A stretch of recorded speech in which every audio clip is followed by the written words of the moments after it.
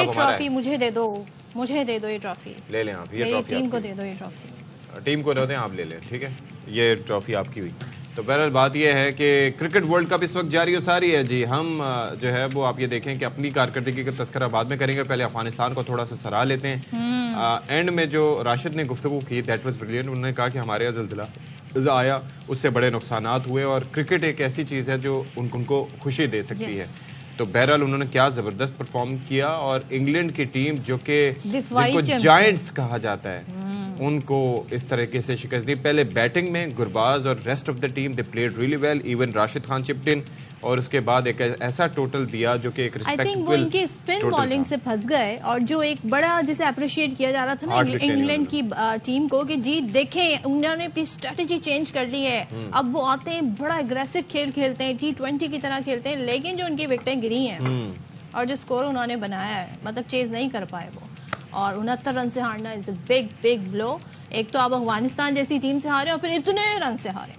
और अब आप ये देख लें कि 2019 के बाद से Afghanistan has grown a lot, they have become a very better and formidable side. और मुझे लगता है कि जो उनकी ये होती है असल स्पिन बॉलिंग, हमारे पास मसला ये है कि अब मैं अपने ऊपर क्यों आ रहा हूँ। खैर अच्छा, एक इंटरेस्टिंग चीज और आप देख रहे हैं इस वक्त स्क्रीन पे दोनों टीमों की जो कलर्स हैं ऑलमोस्ट सेम है, इंडिया का भी सेम है।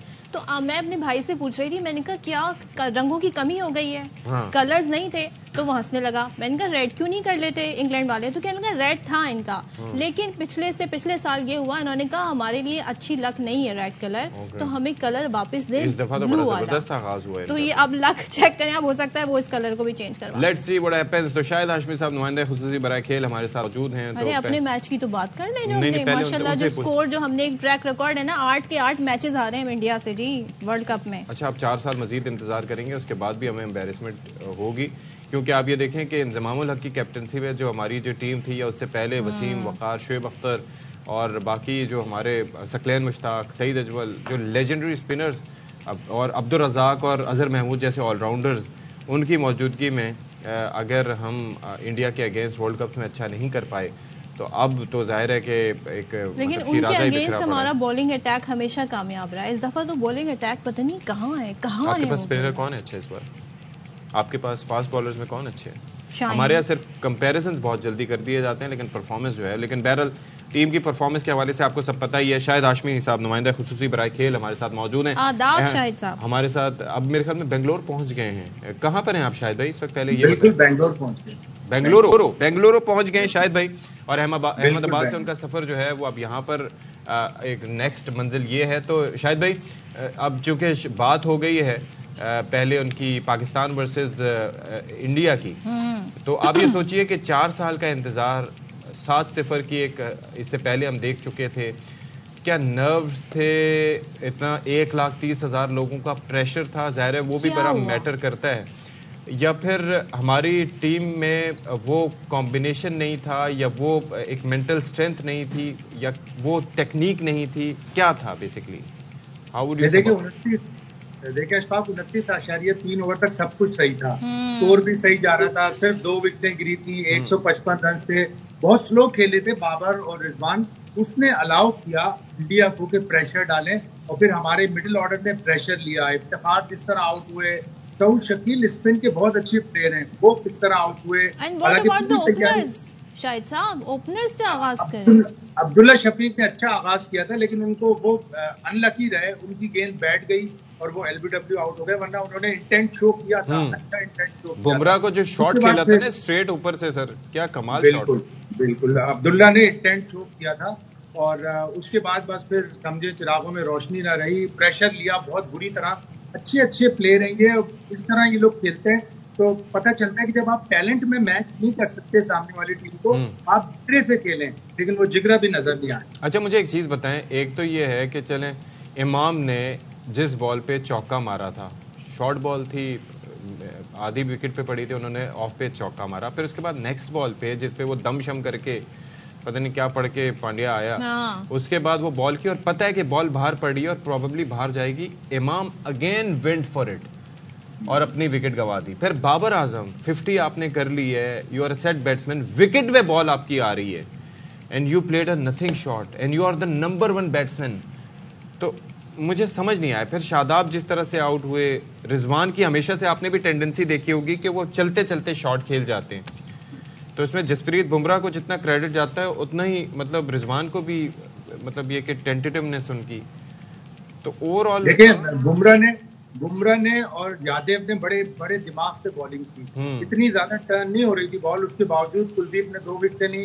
बुमराह की बॉलिंग कमाल की थी, ना तो इतनी ज्यादा स्विंग हो रही थी, लेकिन वो उन्होंने मुख्तलिफ वेराइटीज के साथ रिजवान को एक आउट स्विंगर पे आउट किया, शादाब को स्लोअर वन पे आउट किया, तो दिमाग से बॉलिंग कर रहे थे। हमारी बॉलिंग ने जब देखा कि सिर्फ 192 है तो उन्होंने उसी वक्त हिम्मत हार दी, जबकि आपने 79 पे कोहली जैसे बैट्समैन को आउट कर लिया था, तो आपको उस वक्त अटैक करना चाहिए था। हमारे कप्तान बिल्कुल भी अटैक नहीं करते, हिम्मत हार देते। मुझे अच्छी तरह याद है 148 पे एक दफा वेस्ट इंडीज ने पाकिस्तान को आउट किया एडिलेड में 80s में। यहाँ कप्तान थे, उन्होंने शुरू से वसीम राजा से अटैक किया, फंकी वेज के जरिए 8 रन से पाकिस्तान ने वो मैच जीता, जिसमें हेज भी थे, ग्रीनिच भी थे, लॉयड भी थे, होम्स भी थे, सारे शाहिद साहब एक चीज बताएं, हमने अब जितनी T20 क्रिकेट खेली जा रही है ना, और जितनी ज़ाहिर T20 का मतलब है तेज तरीन आपने स्कोर बनाना है, जल्दी जल्दी आपने एक ऐसा स्कोर बना के देना है कि अगली टीम जो है उसके लिए मुश्किल हो जाए।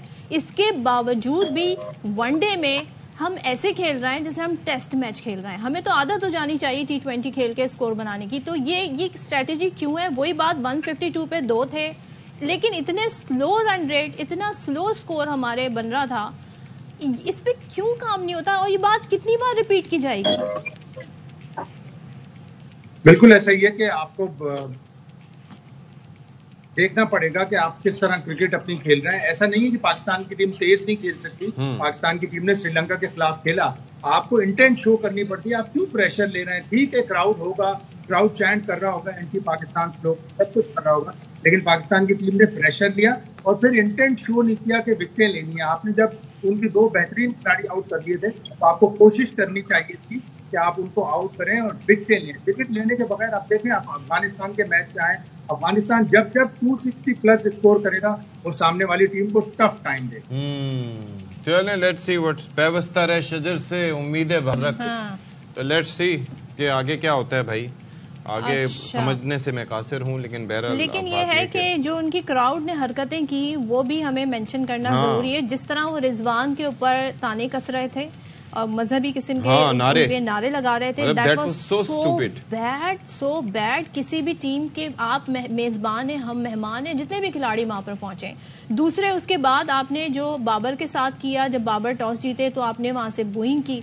इसी तरीके से बल्कि नमाज पढ़ने पर रिजवान पर बकायदा वहां पर एक लॉयर ने कह दिया कि पिटिशन फाइल करेंगे। तो आप सोचें किस किस्म का वहां पे सलूक किया जा रहा है। में शामिल है। और हम यहाँ पर आते हैं अपने सर पे यूं करके बिठाते हैं, हम अपने सर पे लिटरली हमारा बस नहीं चलता कि हम अपने प्लेयर्स को बाहर निकालें, सिविलाइज वे में बिहेव। और हमारे प्लेयर्स माशाल्लाह आप ये देखें, बाबर आजम जाके विराट कोहली से जर्सी साइन करा के इंडिया की वो ले रहे थे। That's fine.